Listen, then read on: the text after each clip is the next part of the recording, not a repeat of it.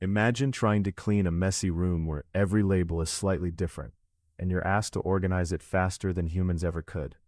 That's exactly the problem bioinformatics researchers face when they read literature.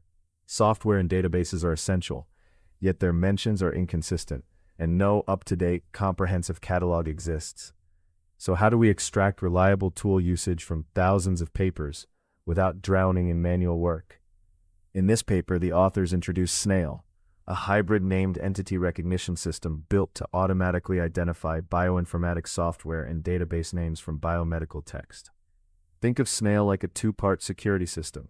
One part uses lexical clues, meaning the spelling, formatting, and surrounding context that often appear with software and database names. The other part uses semantic understanding, where transformer-based models like Cyber help the system grasp meaning, not just text patterns. But here's the clever twist. SNAIL doesn't only rely on embeddings.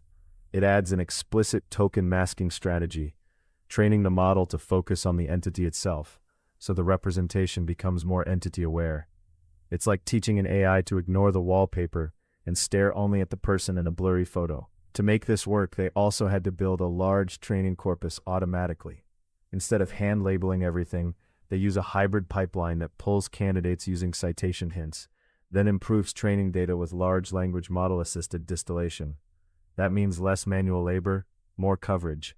When they evaluated SNAIL on 2 independent benchmark datasets and also on real-world research articles, it outperformed existing approaches, including domain-specific methods like BioNerds2 and general-purpose large language models like ChatGPT, Gemini, Grok, and Claude. And the payoff doesn't stop at accuracy. They apply SNAIL to large-scale literature analysis, revealing distinct journal-level preferences across bioinformatics subfields.